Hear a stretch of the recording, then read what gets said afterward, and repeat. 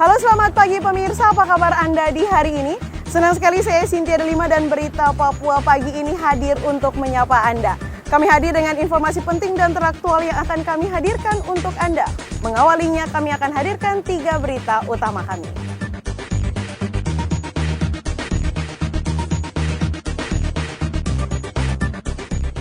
Peringatan Hari Pahlawan, ratusan siswa di Merauke tabur bunga di laut.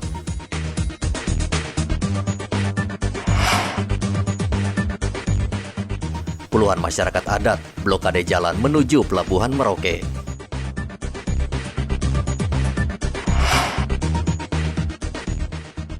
Kapolda Papua pastikan Peparnas berjalan aman.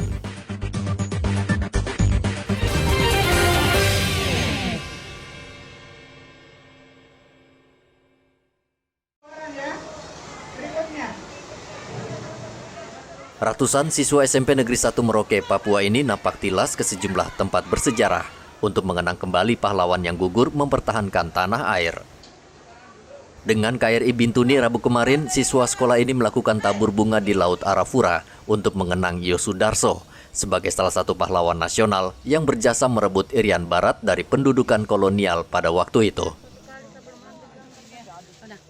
Selain tabur bunga, siswa sekolah juga mengunjungi sejumlah tempat bersejarah di kawasan Pelabuhan Yosudarso. Hari ini kami dalam rangka memperingati Hari Pahlawan 10 November, kami coba mengajak anak-anak, membawa anak-anak untuk napaktilas tempat-tempat bersejarah dan juga tempat-tempat di mana itu adalah salah satu ikon perjuangan dulu para pahlawan kita.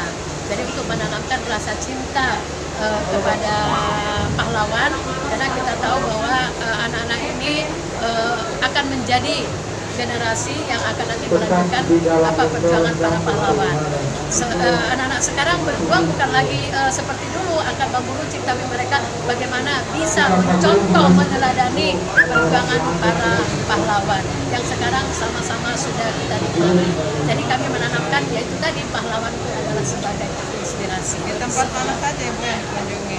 Iya, sementara kesepakatan kami tempat yang dikunjungi itu pertama ya kantor pos lama, itu tempat bersejarah juga. Yang kedua nanti Tugu Pepera, selesai Tugu Pepera kita menuju Tanah Kuning Tugu LB Mundani. Nah itu saja, karena itulah tempat yang kita rasa tempat-tempat bisa dikunjungi. Selain mengenang perjuangan para pahlawan, napaktilas juga bisa menumbuhkan patriotisme dan cinta tanah air bagi siswa.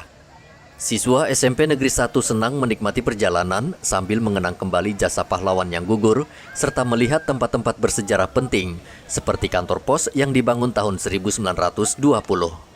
Di Merauke masih banyak peninggalan kolonial Belanda, seperti kantor residen Krosen, Tugu Papera, makam misionaris, dan lain sebagainya. Muhammad Ridwan melaporkan dari Merauke, Papua.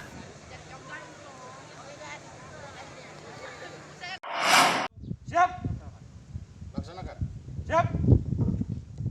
Apa makna kepahlawanan saat ini?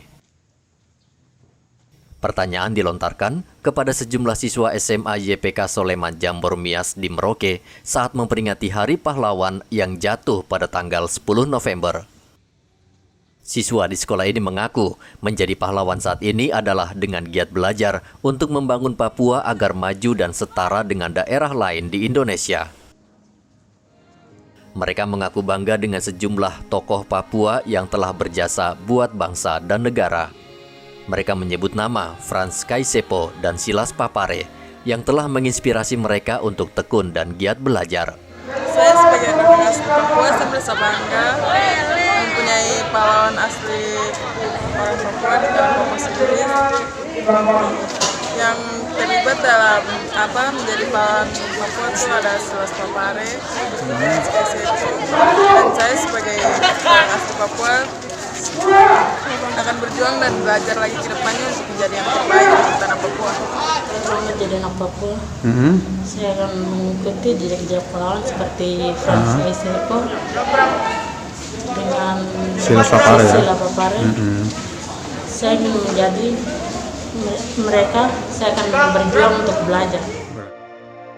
Upacara Hari Pahlawan di SMA YPK Soleman Jambor Mias berlangsung secara sederhana. Peringatan ini dilangsungkan setiap tahun agar siswa selalu mengingat jasa para pahlawan yang gugur buat NKRI. Muhammad Ridwan melaporkan dari Merauke, Papua.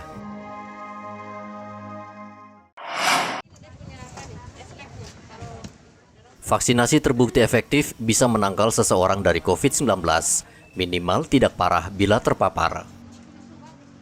Saat ini vaksinasi masih terus gencar dilakukan karena masih banyak warga yang belum sadar pentingnya vaksin. Di Hari Pahlawan, Dandim 1707 Merauke Letkol Muhammad Rois meminta warga untuk menjadi pahlawan dengan mengajak warga lain agar mau divaksin. Imbauan ini disampaikan Dandim saat upacara peringatan Hari Pahlawan di halaman Makodim Merauke Rabu kemarin. Nilai-nilai kepahlawan tentunya untuk masyarakat masih masih besar. Jadi masyarakat masih adanya jasa-jasa pahlawan itu masih dikenang. Kemudian sesuai dengan semboyannya Bapak Insinyur Soekarno, jangan pernah melupakan sejarah. Jadi nilai-nilai kepahlawanan itu masih tertanam di hati masyarakat dengan adanya 10 November ini dirayakan se-Indonesia dari Sabang sampai Merauke. Jadi nilai-nilai kepahlawanan masih tertanam di masyarakat Indonesia. Kalau untuk Kodim ini, internal Kodim? Paparan ini tentunya kita untuk mempertahankan kemerdekaan itu. Mengapa? Dengan adanya kita ikut sosialisasi dengan vaksinasi, kemudian kita ikut berbagi dalam pembagian masker, anak muda kita libatkan sehingga mereka juga tertanam untuk jiwa-jiwa pahlawan itu ada di mereka, sehingga menjadi inspirasi lah. Seperti apa yang dikatakan, seperti sembunyinya Pak Abdul Muiz tadi yang dibacakan, tentunya adalah kalau mereka bisa, saya bisa. Kenapa pemuda-pemuda kita tidak bisa kalau mereka mau berjuang? Saat ini masih banyak warga yang enggan divaksin karena takut, padahal sosialisasi vaksin aman gencar dilakukan. Dandim 1707 meminta warga menjadi sosok pahlawan dengan bersedia divaksin demi keselamatan masyarakat yang lebih luas. Muhammad Ridwan melaporkan dari Merauke, Papua.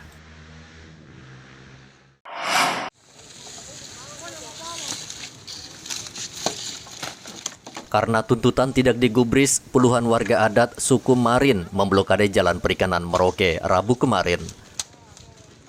Mereka menaruh potongan ranting dan batang kayu di tengah jalan sehingga lalu lintas menuju pelabuhan tidak bisa dilalui kendaraan. Pemilik tanah ulayat Ali mengatakan sudah 11 tahun menuntut ganti rugi atas tanah mereka yang digunakan Pemda Merauke, namun hingga saat ini tidak pernah terrealisasi. Saya sekarang sudah palang jalan yang ke perikanan, pelabuhan perikanan, karena jalan ini tidur di atas saya punya tanah. Jadi sudah tinggal janji dari Dinas Perikanan dari 2019 sampai sekarang sudah masuk 2021. Dan janji beliau Bapak Bupati hari Senin kemarin, beliau bilang sama saya, beliau ke Jayapura 3 hari, selesai kembali baru saya dipanggil. Jadi sampai sekarang ini belum ada panggilan dari Bupati ataupun Dinas Perikanan. Makanya yang saya tunggu sudah berapa hari itu, saya undang saudara-saudara dengan masyarakat adat ini, kami palang jalan ini. Dan kami palang untuk seterusnya. Dan saya minta kalau bisa Bapak Bupati turun ke TKP dengan Kepala Dinas. Untuk lihat ya. Saya minta itu. Tuntutan berapa besar ini? Saya belum bisa tuntutkan berapa rupiah harga tanah ini. Oh gitu. Ya Bang Ali, berapa tuntutan tanah ini? Ada berapa luas sebenarnya yang dituntut ini? Yang saya tuntut itu yang saya punya yang ada dalam peta. Berapa luasnya Bang Ali? 12 hektar. Luasnya 12 hektar. 12 hektar ya. Iya. Tanah yang menjadi sengketa seluas 12 hektar. Di atas tanah tersebut berdiri kantor Dinas Perikanan yang sudah beberapa lama tidak berfungsi karena pemilik tanah melarang kegiatan perkantoran selama urusan ganti rugi belum jelas. Hingga Rabu kemarin, jalan menuju pelabuhan praktis tidak bisa digunakan karena masih diblokir warga. Muhammad Ridwan melaporkan dari Merauke, Papua.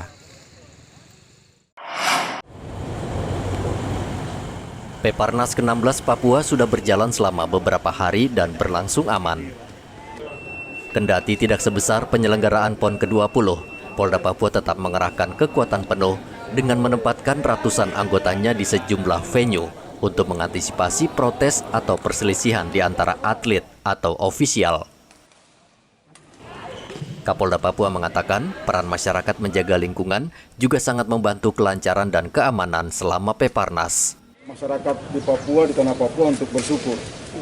Bersyukur bahwa Tuhan kasih momen-momen yang bersifat nasional di tanah Papua, baik PON dan kali ini Peparnas.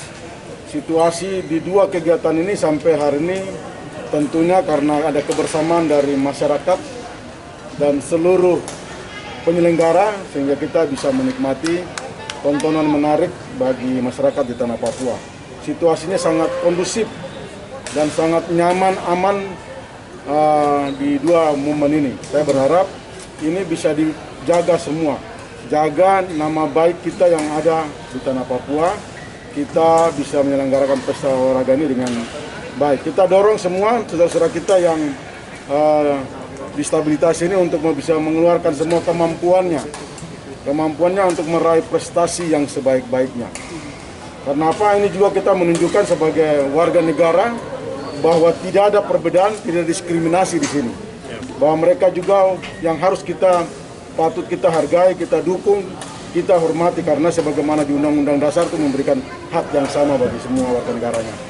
Sehingga sekali lagi saya berapresiasi, terima kasih kepada masyarakat di tanah Papua yang mau menjaga kenyamanan ini. Mari kita dorong terus sehingga nanti selesai di tanggal 13 besok itu bisa aman, nyaman. Kita bisa memberikan yang terbaik bagi kebaikan nama Papua untuk mengatakan Papua ini memang tanah damai, tanah yang berbudaya, tanah yang beradab. Ya. Kapolda berharap situasi keamanan terus dipertahankan hingga ajang pesta olahraga ini selesai, sehingga bisa menjadi daya tarik bagi investor yang ingin menanamkan modal di tanah Papua. Hendra melaporkan dari kota Jayapura, Papua.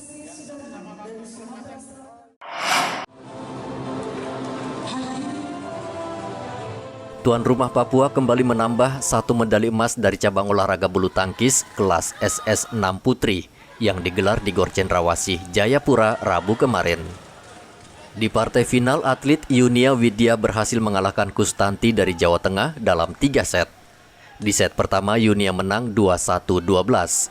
Namun di babak kedua, Kustanti mampu membalas kekalahan dengan skor 21-19. Pada set penentuan, Yunia akhirnya mengalahkan Kustanti dengan skor 21-10 dan membawa pulang medali emas bagi tuan rumah. Yunia mengaku senang dan bahagia karena bisa menyumbangkan medali buat Papua. Ia mengucapkan terima kasih kepada orang tua, pelatih, hingga seluruh masyarakat yang sudah mendukung dan mendoakan dirinya. Ya, perasaan campur aduk lah, ada sedih, bangga, bahagia. Intinya campur aduk, hari ini saya nggak bisa mengungkapkan. Intinya terima kasih buat kedua orang tua saya yang telah mensupport saya selama ini, dan mendukung saya selama ini. Terima kasih juga kepada pelatih saya yang telah mendidik saya sampai menjadi juara ini. Dan terima kasih buat semua teman-teman dan semua orang Papua juga yang telah mensupport saya dan mendoakan saya menjadi juara satu di Papua ini. Saya bangga menjadi warga Papua. Ini Mas perdana ya? Mas pertama ya? Iya, Mas pertama. Sebelumnya sudah pernah dapat medali? Belum, baru pertama kali Mas ya? Baru pertama kali Mas. Tuan rumah sendiri menargetkan 5 medali emas di cabang olahraga bulu tangkis. Saya lagi menggali untuk atlet-atlet Papua sendiri supayanya kita bisa rata untuk sama provinsi-provinsi lain. Terkait kemenangan apa yang diucapkan kepada para pendukung di terkait kemenangan hari ini? Apa ucapannya kepada pendukungnya?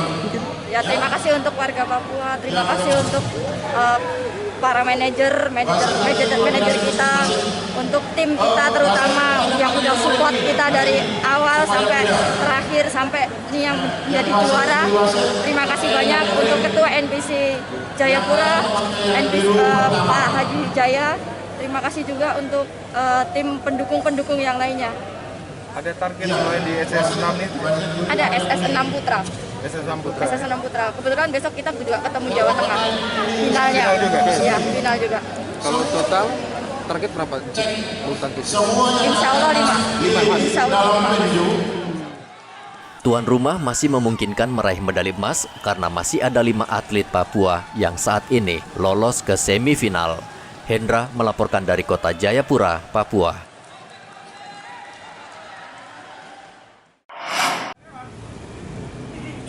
Jawa Barat berhasil memboyong 2 medali emas di cabur bulu tangkis di Peparnas Rabu kemarin. Yanti dan Katrina Wiwi berhasil menang 2 set setelah mengalahkan DKI Jakarta di partai final bulu tangkis kursi roda yang berlangsung di Gor Cendrawasih, Jayapura.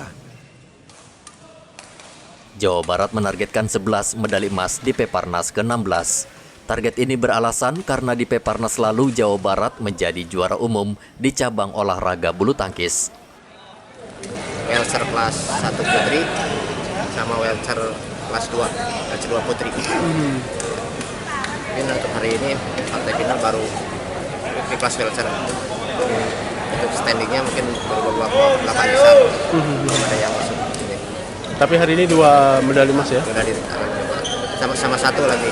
Jadi ganda campuran welter kita masuk final Jabar. Seperti itu. Ada berapa atlet yang diterjunkan pada Peparnas kali ini untuk bulu tangkis? 125 atlet Jawa Barat. Pak Putra berapa medali? Ya. Jawa Barat berapa medali? Gimana? Target berapa medali? Target mungkin kita 11 lah. Di bulu tangkis ini ya? Yang sudah terrealisasi? Baru 2. Baru 2 ya? 3 mungkin sama campuran, tapi mungkin kita ada campuran mungkin final mungkin besok gitu. Baru 2 hari ini ya? Ya baru 2 seperti itu. Yanti mengatakan medali emas yang diraih akan ia persembahkan kepada keluarga. Kalau kemarin menegangkan sekali, kalau hari ini agak lumayan tenang sih. Iya. Terus mau dipersembahkan buat apa medali emas ini? Untuk keluarga. Terus ini kan masih ada pertandingan lagi nih. Persiapannya seperti apa, Mbak? Untuk yang mixnya? Persiapannya latihan fisik terus di hotel, terus menyiapkan mental juga. Pelatih bulu tangkis Jawa Barat Suherlan optimis Jawa Barat masih bisa meraih medali emas di beberapa nomor pertandingan karena seluruh atlet dalam kondisi yang baik. Hendra melaporkan dari kota Jayapura, Papua.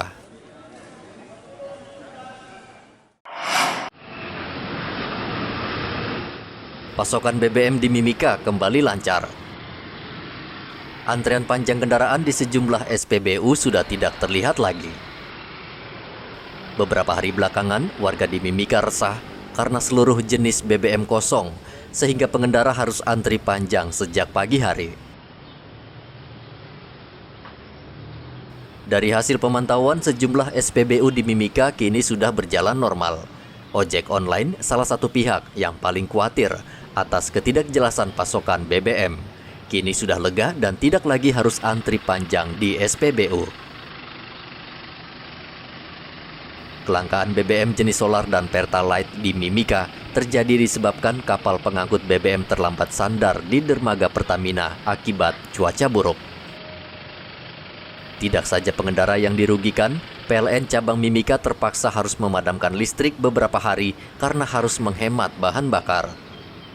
Ketidakjelasan pasokan BBM sudah seringkali terjadi dan kondisi ini bisa mengganggu perputaran roda ekonomi di Papua.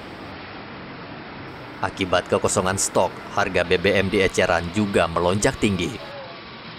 Bahkan tidak jarang kondisi ini sering dimanfaatkan pihak tertentu dengan menyebarkan kabar bohong yang bisa meresahkan masyarakat.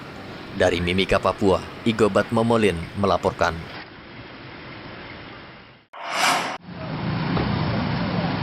Polres Mimika terus menggelar vaksinasi massal untuk mencapai target kekebalan komunal. Warga yang hingga kini belum divaksin bisa mendatangi Mapolres Mimika di Jalan Cendrawasih. Saat ini gerai vaksin sudah tidak dipadati warga. Kendati demikian, setiap hari warga masih mendatangi gerai ini untuk divaksin. Sedangkan vaksin yang digunakan masih tetap sama, yakni vaksin merek Sinovac buatan Cina. Walaupun sepi, vaksinator melayani warga yang hendak divaksin. Iya, karena saya pikir ada banyak faktor. Faktor yang pertama ya mungkin sebagian besar populasi di kota sudah disuntik atau menerima vaksinasi. Yang belum adalah kalau kita lihat daerah-daerah pinggiran kota sampai daerah pedalaman. Dan itu butuh sosialisasi dan kerjasama kemitraan dengan pemangku kepentingan di wilayah-wilayah tersebut, misalnya gereja, pemerintah kampung, distrik. Dan catatan kedua adalah populasi yang di dalam kota yang betul-betul rentan, yaitu remaja sama lansia, ini memang harus dipercepat. Saya pikir kami punya rencana sebelum Natal, percepatan pada cakupan vaksinasi remaja maupun lansia ini harus bisa dilakukan dan paling tidak harus bisa ada di angka sekitar 60% dari populasi. Saat ini kasus positif COVID-19 menurun karena vaksinasi yang gencar dilakukan selama beberapa bulan terakhir. Cakupan vaksinasi di Mimika saat ini mencapai 65% dari target vaksinasi 172.000 orang. Dari Mimika, Papua, Igobat Momolin melaporkan.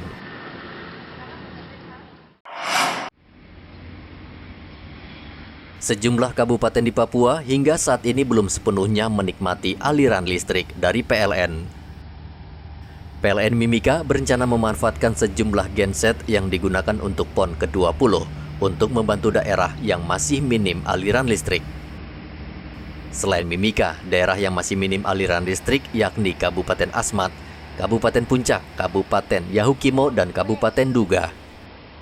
Saat ini PLN Mimika masih membahas rencana tersebut dengan kantor pusat karena puluhan mesin genset tersebut dibiayai anggaran negara. P3 Mimika ini kebetulan membawahi Mimika, Yahukimo, Asmat, Duga, dan Puncak.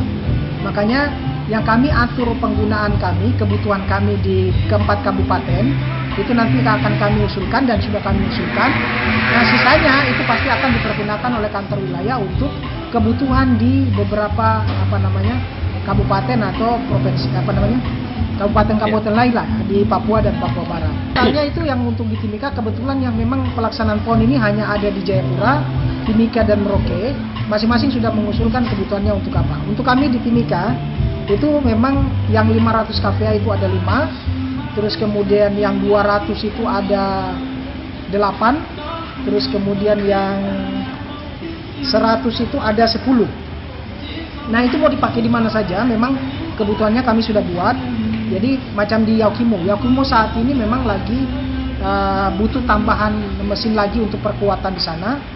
Terus kemudian ada Nduga, ada Kokonao, ada Agimuga, ada Potowai Buru.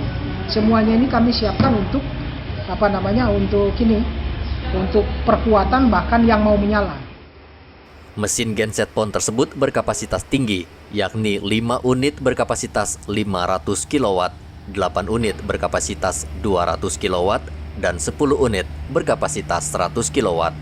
Dari Mimika, Papua, Igobat Momolin melaporkan. Pemirsa, berita yang baru saja Anda saksikan sekaligus menutup jumpa kita dalam Berita Papua hari ini. Bersama kru yang bertugas, saya Cynthia Delima mengucapkan terima kasih atas perhatian Anda. Selamat pagi, semangat pagi, Wanyambe.